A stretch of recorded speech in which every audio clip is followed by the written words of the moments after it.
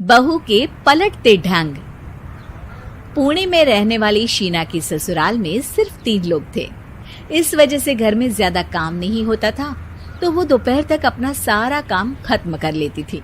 लेकिन उसके बाद वो बोर हो जाती। इस वजह से उसने शिनचैन कार्टून देखना शुरू कर दिया, जो धीरे धीरे उसके व्यवहार पर इतना इफेक्ट करता गया कि वो खुद भी शिनचैन जैसी ही बातें करने लगती है। एक रात डिनर करते हुए, अरे बहू, जरा अचार तो देना। ओहो ससुमा, आपसे इतना काम भी नहीं होता। इस तरह तो आप जल्दी जल्दी बुढ़िया हो जाओगी। अरे शीना, ये तुम कैसे बात कर रही हो? आपको तो कुछ भी समझ में नहीं आता। ये शीना का शिनचैन स्टाइल है। ऐसा बोलकर शीना वहाँ से चली जाती है।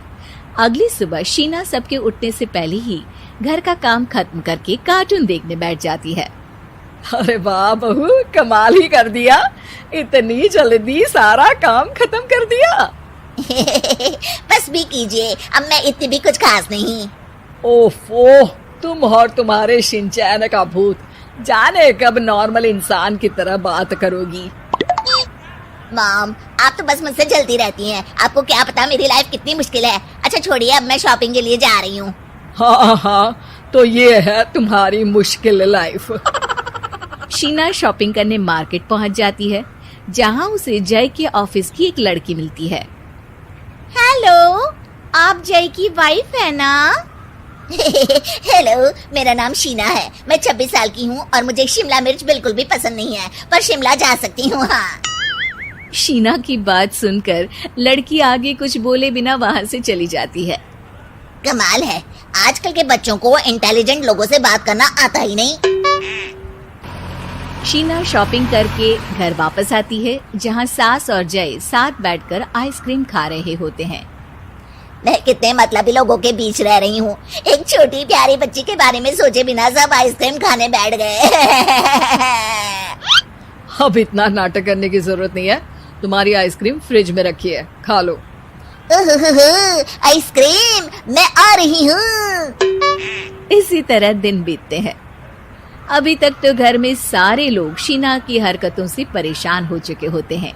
एक शाम उनके घर पड़ोस के अंकल आते हैं, जिन्हें देखते ही शीना बोल पड़ती है। हेलो अंकल, आज आप यहाँ?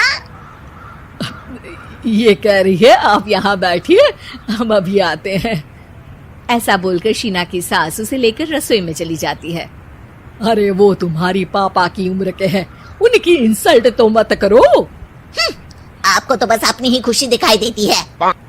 शीना के ऐसे बोलने पर सास हैरान रह जाती है और शीना बाहर आकर अंकल से कहती है, तो अंकल, आज आप क्या लेने आए हैं? या फिर बस सासू माँ को देखने का बहाना चाहिए? वैसे ये इतनी भी अच्छी नहीं है, पूरा समय मुझे डांटती रहती है और कभी कभी तो खाना भी नहीं देती। अंकल हैरानी से उसकी ओर देख रहे हैं। तभी उसकी सास वहाँ आती है। अरे शीना, इतना झूठ मत बोलो, मैंने कब तुम्हें खाना नहीं दिया? अरे ऐसा बोलोगी तो तुम्हें आज रात का खाना सच में नहीं मिलेगा। देखा, मैंने कहा था ना, बच्ची पर जुल्म करती है। आप मुझे अपने घर ले चलो अंकल। इस तरह दोनों सास बहू में तू मैं शुरू हो जाती है, जिसे देख अंकल तो डर कर भाग जाते हैं, लेकिन वो दोनों चुप ही नहीं होती। रात को जय के घर वापस आने पर सास उसे शीना की सारी बात बताते हुए कहती है, अरे इसके सर से कार्टून का भूत तो उतारना ही पड़ेगा। मौका या वक्त कुछ देखती ही नहीं, बस बकवास शुरू कर देती है। बात तो आपकी सही है, पर क्या करेंगे? अरे कार्टून देखकर ऐसी बनी है तो इसकी कार्टून ही बंद कर दो। हाँ, कार्टून बंद करके कुछ समझदारी वाली चीजें दिखाते हैं। जियोग्राफी दिखाना शुरू कर दो ना, क्या पता कुछ अकल आ जाए। हाँ, नाइस आइडिया माँ।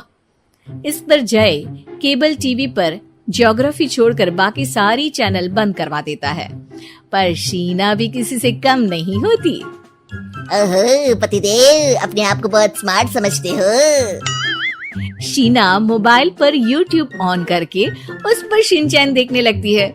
शीना की इस स्मार्टनेस को देखकर जय तो बेचारा सर खुजलाता ही रह जाता है। हमने इसे जरूरत से ज्यादा अंडर एस्टिमेट कर दिया, अब क्या करें माँ? अरे इंटरनेट बंद करवा दे बेटा। शीना को कार्टून की दुनिया से बाहर निकाल वापस इंसान बनाने के लिए अब जय इंटरनेट भी बंद करा देता है, जिससे शीना परेशान हो जाती है।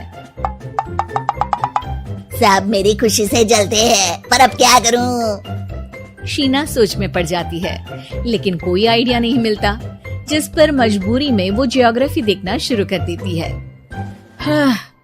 लगता है अब कुछ ही दिनों में इसके सिर से शिनचैन का भूत उतर ही जाएगा। हाँ बेटा, उम्मीद तो यही है।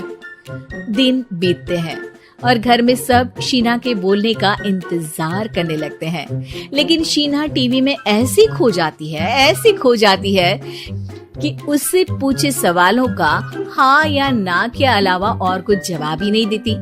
देखते ही देखते हफ्ता बीत जाता है, तो सब्र का बांध तोड़ते हुए जय टीवी बंद कर खुद ही शीना से बात करने बैठ जाता है। क्या बात है शीना, पहले तुम ज्योग्राफी देखने को तैयार नहीं थी, और जब देखने बैठी तो इसके आगे किसी चीज की कोई सूध ही नहीं, ना किसी से बात करनी, ना घर का कोई काम। अरे माँ कब तक अकेले सब कुछ संभालेंगी?